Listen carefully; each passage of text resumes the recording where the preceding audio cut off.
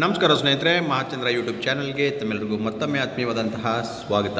ಸ್ನೇಹಿತರೆ, ಈ ಶಿವರಾತ್ರಿ ಸಮಯದಲ್ಲಿ ಸರ್ಕಾರದಿಂದ ಒಂದು ಸಿಹಿ ಸುದ್ದಿ ಅಂತ ಇಲ್ಲಿ ಒಂದು ಪೇಪರಲ್ಲಿ ವಿಜಯವಾಣಿ ಪತ್ರಿಕೆಯಲ್ಲಿ ಅನೌನ್ಸ್ ಮಾಡಿದ್ದಾರೆ.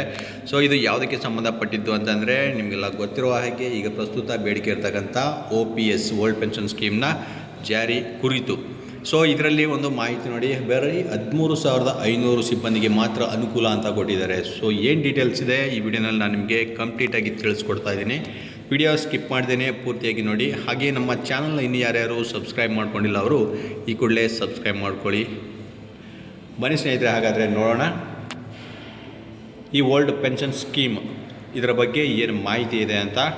ನೂತನ ಪಿಂಚಣಿ ಯೋಜನೆ ಅಂದರೆ NPS ವ್ಯಾಪ್ತಿ ಸೇರಿರುವ ಸರ್ಕಾರಿ ನೌಕರರನ್ನು ಹಳೆ ಪಿಂಚಣಿ ಯೋಜನೆ ಅಂದರೆ ಓಲ್ಡ್ ಪೆನ್ಷನ್ ಸ್ಕೀಮ್ ವ್ಯಾಪ್ತಿಗೆ ಒಳಪಡಿಸಬೇಕೆಂಬ ಹೋರಾಟದ ಕಿಚ್ಚು ಹತ್ತಿಸಿರುವ ನಡುವೆಯೇ ಸರ್ಕಾರಿ ಸಿಬ್ಬಂದಿಗೆ ರಾಜ್ಯ ಸರ್ಕಾರ ಸಿಹಿ ಸುದ್ದಿಯನ್ನು ಕೊಟ್ಟಿದೆ.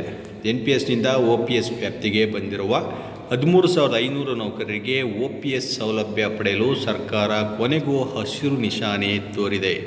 13,500 ನೌಕರರಿಗೆ ಮಾತ್ರ ಸ್ನೇಹಿತರೆ. ಇದಿಷ್ಟೇ ಅಲ್ಲ, 50 ವರ್ಷ ಮೀರದ ಎಲ್ಲ ಸರ್ಕಾರಿ ಅಧಿಕಾರಿ ಮತ್ತು ನೌಕರರಿಗೆ 7ನೇ ವೇತನ ಶ್ರೇಣಿಗೆ ಅನುಗುಣವಾಗಿ ಕನಿಷ್ಠ ವಿಮಾ ಕಂತನ್ನು ಹೆಚ್ಚಿಸಿ ಆದೇಶವನ್ನು ಹೊರಡಿಸಿದೆ. ಕಡ್ಡಾಯವಾಗಿ ವಿಮಾ ಕಂತನ್ನು ಅಪ್ಡೇಟ್ ಮಾಡಲು ಗಡುವು ಕೊಟ್ಟಿದೆ. 2006ರ ಏಪ್ರಿಲ್ ಪೂರ್ವ ನೇಮಕಾತಿ ಅಧಿಸೂಚನೆಯಾಗಿ ನಂತರ ನೇಮಕಗೊಂಡಿರುವ 13,500 ನೌಕರರನ್ನು NPSನಿಂದ OPS ವ್ಯಾಪ್ತಿಗೆ ಒಳಪಡಿಸಿ 2024ರ ಜನವರಿ 1ರಂದು ರಾಜ್ಯ ಸರ್ಕಾರ ಆದೇಶಿಸಿದೆ.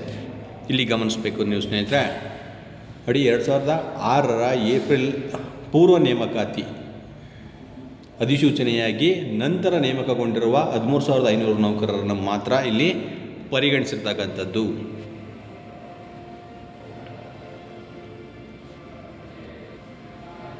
ಸುಪ್ರೀಂ ಕೋರ್ಟ್ ತೀರ್ಪಿನ ಮೇಲೆ ಕೇಂದ್ರ ಸರ್ಕಾರ ಹೊರಡಿಸಿದ ಆದೇಶದ ಮೇಲೆ ರಾಜ್ಯ ಸರ್ಕಾರ OPSಗೆ ಒಳಪಡಿಸಿತ್ತು. ಆದರೆ 2006ಕ್ಕಿಂತ ಮುಂಚೆ ನೇಮಕಗೊಂಡಿರುವ 2.45 ಲಕ್ಷ ನೌಕರರು ರಾಜ್ಯದಲ್ಲಿದ್ದು ಅವರೆಲ್ಲರನ್ನ NPSನಿಂದ ಹಳೆ ಪಿಂಚಣಿ ವ್ಯವಸ್ಥೆ ವ್ಯಾಪ್ತಿಗೆ ಒಳಪಡಿಸಬೇಕೆಂದು ಸರ್ಕಾರಿ ನೌಕರರ ಹೋರಾಟ ಈಗಲೂ ಮುಂದುವರೆದಿದೆ. ಸೊ 2006ಕ್ಕಿಂತ ಮುಂಚೆ ನೇಮಕ ಆದಂಥ 13,000 ಅಂದರೆ 2006ಕ್ಕಿಂತ ನಂತರ ನೇಮಕವಾದಂಥ 13,500 ನೌಕರರಿಗೆ ಈ ಸೌಲಭ್ಯ ಈಗ ಸಿಗ್ತಾ ಇರ್ತಕ್ಕಂಥದ್ದು. ಸೊ 2.45 ಲಕ್ಷ ನೌಕರರಿಗೂ ಕೂಡ ಇದು ಸಿಗಬೇಕು ಅಂತ ಸಂಘಗಳು ಬೇಡಿಕೆಯನ್ನು ಇಟ್ಟಿತ್ತು. ಸೊ ಇದರಲ್ಲಿ ಪ್ರಮುಖ ಸೂಚನೆಗಳು ಅಂದರೆ ದೃಢೀಕರಣ ಪತ್ರ ಅಂತ ಇಲ್ಲಿ ಮೇಲ್ಗಡೆ ಕೊಟ್ಟಿದ್ದಾರೆ ನೋಡಿ. ದೃಢೀಕರಣ ಪತ್ರವಿದ್ದರೆ OPS ಸೌಲಭ್ಯ ಸಿಗುತ್ತೆ ಅಂತ ಕೊಟ್ಟಿದ್ದರು. ಏನೇನು ಯಾವ ದೃಢೀಕರಣ ಪತ್ರ ಅಂತ ಅದರಲ್ಲಿ ಕೆಲವೊಂದು ಸೂಚನೆಗಳನ್ನ ಇಲ್ಲಿ ಕೊಟ್ಟಿದ್ದಾರೆ ನೋಡಿ. ಇಲಾಖಾ ಮುಖ್ಯಸ್ಥರ ದೃಢೀಕರಣ ಪತ್ರ ಕೊಡಬೇಕಾಗುತ್ತೆ. NPSಗೆ ಒಳಪಡಲ್ಲ ಎಂಬ ದೃಢೀಕರಣ ಪತ್ರವನ್ನು ಬೇಕಾಗುತ್ತೆ. NPS ವಂತಿಗೆ ಕಡಿತ ತಕ್ಷಣ ಸ್ಥಗಿತವಾಗಬೇಕು. GPS NPS ವಿವರಗಳನ್ನು ಕೊಡಬೇಕಾಗುತ್ತೆ. DDO NPS ಘಟಕಗಳಿಗೆ ವಿವರ ಸಲ್ಲಿಸಬೇಕು. ಪ್ರಾನ್ ಖಾತೆ ಹಂಚಿಕೆ ಮುನ್ನ ನಿವೃತ್ತಿ ಆದರೆ ನಿಯಮ, ಅದಕ್ಕೂ ಇಲಾಖಾ ಮುಖ್ಯಸ್ಥರ ದೃಢೀಕರಣ ಪತ್ರವನ್ನು ಪಡಿಬೇಕಾಗತ್ತೆ. ಮರಣ ಹೊಂದಿದರೂ ದೃಢೀಕರಣ ಪತ್ರ ನೀಡಬೇಕು. NPS ಬಿಟ್ಟು ಬೇರೆ ಮೊತ್ತ ಕಟಾವಣೆ ಆಗಿರಬಾರ್ದು. ಕಟಾವಣೆ ಆಗುವುದಕ್ಕೆ ಬಾಕಿ ಮೊತ್ತ ಕೂಡ ಇರಬಾರ್ದು. ಮೃತರ ನಾಮನಿರ್ದೇಶಿತರು ಉಪಧನ ಕೋರಬಹುದು. ಕುಟುಂಬ ಪಿಂಚಣಿಗೂ ಮನವಿ ಸಲ್ಲಿಸೋದಕ್ಕೂ ಅವಕಾಶ ಇದೆ. ಮೃತರ ಸಂಬಂಧಿತ ಪಾವತಿ ಪರಿಹಾರ ವಿವರ ಅದನ್ನು ಸಲ್ಲಿಸಬೇಕು. ದಾಖಲೆ ಪರಿಶೀಲನೆ ಬಳಿಕ ಪ್ರಾನ್ ಖಾತೆ ಮೊತ್ತವನ್ನು ವರ್ಗಾವಣೆ ಮಾಡಲಾಗುತ್ತೆ.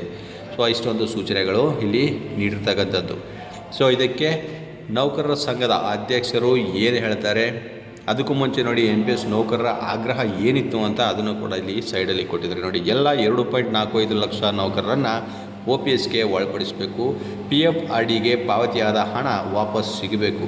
ಹಣ ವಾಪಸ್ ಪಡೆಯಲು ಕಾನೂನಿಗೆ ತಿದ್ದುಪಡಿ ಆಗಬೇಕು. NPS ನೌಕರರ ವಂತಿಕೆ ಕಡಿತ ಕೂಡಲೇ ನಿಲ್ಲಿಸಬೇಕು. ಸೊ ಕೂಡಲೇ ನಿಲ್ಲಿಸಬೇಕು NPSಗೆ ಕಡಿತ ಆಗ್ತಕ್ಕಂಥ ಅಮೌಂಟನ್ನು ಅಂತ ಅವರ ಬೇಡಿಕೆ ಇರತಕ್ಕಂಥದ್ದು. ಸೊ ಇದಕ್ಕೆ ಅಧ್ಯಕ್ಷರು CS ಷಡಾಕ್ಷರಿ ಅವರು ಏನು ಹೇಳ್ತಾರೆ ಅಂದರೆ, ಸುಪ್ರೀಂ ಕೋರ್ಟ್ ಹಾಗೂ ಕೇಂದ್ರದ ಸೂಚನೆಯಂತೆ 13,500 ಸರ್ಕಾರಿ ನೌಕರರನ್ನು NPSನಿಂದ OPSಗೆ ಒಳಪಡಿಸಿ ಸರ್ಕಾರ ಆದೇಶಿಸಿದೆ. ಇವರ ವೇತನದಿಂದ ಕಡಿತಗೊಂಡಿದ್ದ NPS ಮೊತ್ತ ಹಿಂಪಡೆಯಲು ಈಗ ಸರ್ಕಾರ ಅವಕಾಶವನ್ನು ಕಲ್ಪಿಸಿದೆ ಅಂತ ಇವರು ಹೇಳಿಕೆಯನ್ನು ಕೊಟ್ಟಿದ್ದಾರೆ. ಸೊ ಇನ್ನು ಉಳಿದಂಥ ನೌಕರರಿಗೆ ಏನು ಕ್ರಮವನ್ನು ಕೈಗೊಳ್ಳಲಾಗುತ್ತೆ ಅದನ್ನು ಮುಂದೆ ನಾನು ನಿಮಗೆ ತಿಳಿಸ್ತಾ ಹೋಗ್ತೀನಿ. ಇದಿಷ್ಟು ಇವತ್ತಿನ ಮಾಹಿತಿ ಸ್ನೇಹಿತರೆ. ಮತ್ತಷ್ಟು ಮುಂದಿನ ವೀಡಿಯೋ ಜೊತೆಗೆ ನಾನು ನಿಮ್ಮನ್ನ ಭೇಟಿ ಮಾಡ್ತೇನೆ. ನಮಸ್ಕಾರ.